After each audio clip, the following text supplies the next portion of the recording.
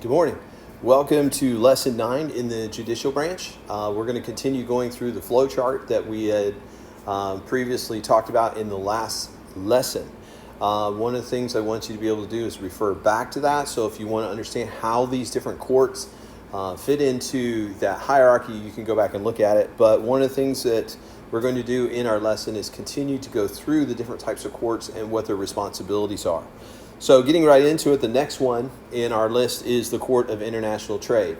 Now, one of the things I've tried to do in this lesson today is put up there the seals of authority, because each one of these courts deals with something specific within the law. And that really helps the judges out because they only concentrate on one aspect of the law. If there's any variations from that, they can get advice from other judges and everything.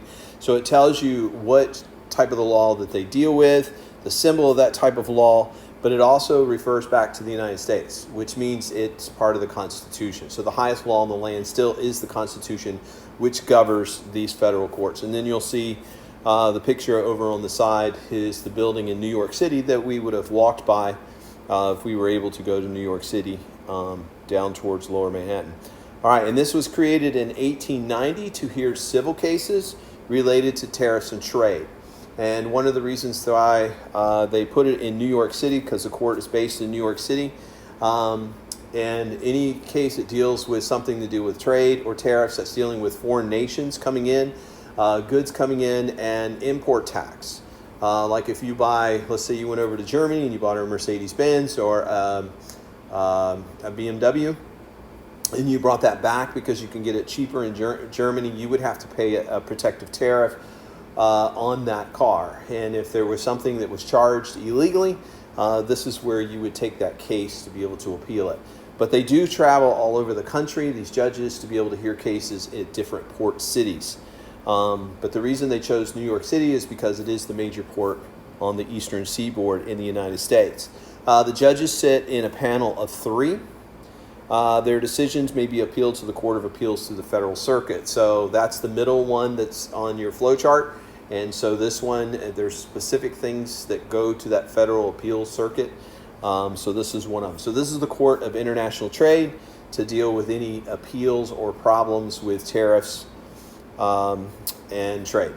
Okay? All right, the next court is the Court of Military Appeals. And there you do see the symbol there on the left-hand side of your slide. Created in 1950 as the highest appeals court for the U.S. military. Because one of the things that they noticed, because the President of the United States is the Commander-in-Chief of the military, the President is a civilian. Okay, that's one of our constitutional principles, that a civilian is in charge of the military and not a military general or an active duty person. So they needed a civilian court to go through the Constitution because the military is governed by the Constitution itself. So they created this because there was no higher level of authority for military personnel to appeal to. Once it got to the generals or to that level of law in a court-martial, there was no appeal to them. So they felt like there was not enough protection under the Constitution. So this is created in 1950 as an opportunity for people to be able to appeal to the Supreme Court with a judgment that they felt was unjust coming out of a court-martial or some other type of trial in the U.S. military.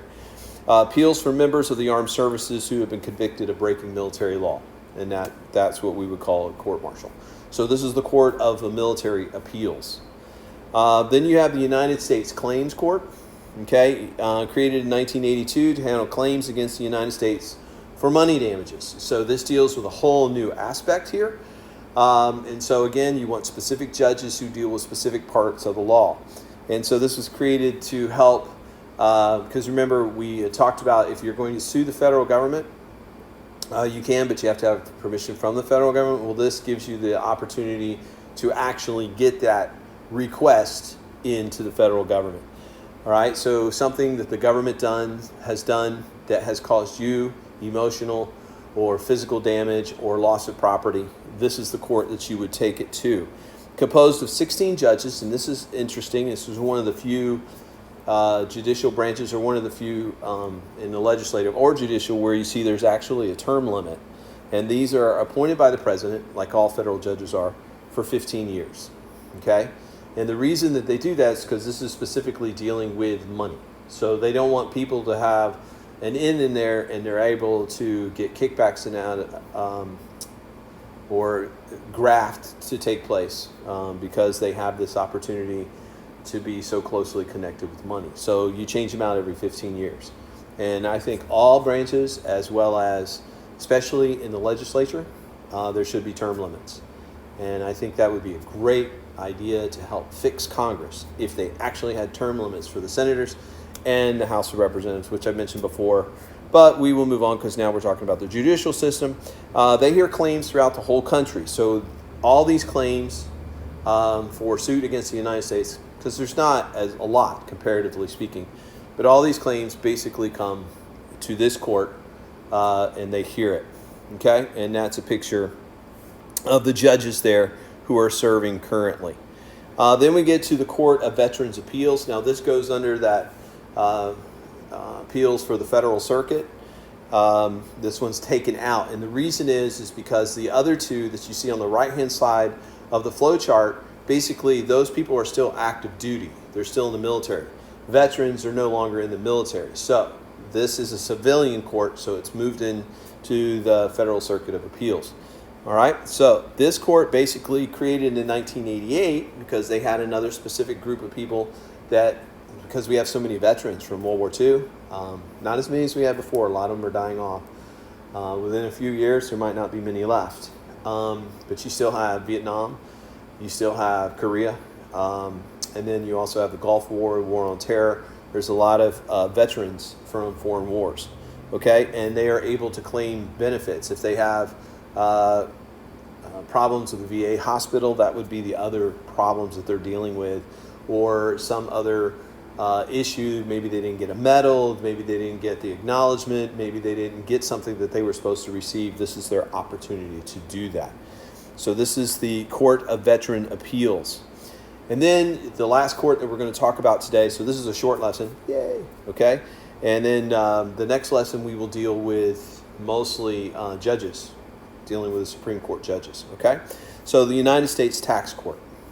And if you look here, created to handle civilian cases concerning tax laws and payments, and most cases are generated by the IRS. In other words, the IRS wants you to pay something, so they file suit against you and you have to go to court. And during that whole court battle, they have a lot of power, the IRS does. So you want to get to court as quickly as possible so that you can make sure your assets stay liquid, okay, because they can freeze them. And one of the biggest problems with this whole aspect of the tax law is how much there is to the tax law. That's why they have one court that specifically deals with the tax law. Now this is overwhelming, so I want you to look at this. All right, so if you look over here on the side, tax code has 17,000 pages. And if you look at that, 4 times more words than the Bible itself, all dealing with taxes. That's why there's so many loopholes and there's so many advantages that you can get if you know the law. And that's why you want somebody to help you figure out how to do your taxes, especially if you have money in all different types of areas like stocks and land and children going to college. There's all kinds of kickbacks and all kinds of tax credits that you can get from that. But if you look at this, not only are there 17,000 pages in the tax law, but there's also 2.5 million pages of regulations on top of that. Somebody needs to go back in and rework the system and condense it, so the average person like you and me can understand it. So that's why they have one court with a group of people and a group of judges basically to handle this information in these types of cases. All right, so hopefully, Lord willing, we will never have to ourselves personally or as a ministry here at school ever go into the United States Tax Court. So these are the types of courts. Tomorrow, we will actually get to the judges and how judges work, how they're selected in the Supreme Court, and give you a little bit of food for thought if any of you have ever thought of going into law or becoming a judge or anything. Okay, so these are the courts, and we've now gone through that whole flow chart. There will be a matching section on the test coming up, so make sure you take some time to study this. All right, thank you. That's our lesson for today. Tomorrow we'll be back with lesson 10. God bless. Have a good one.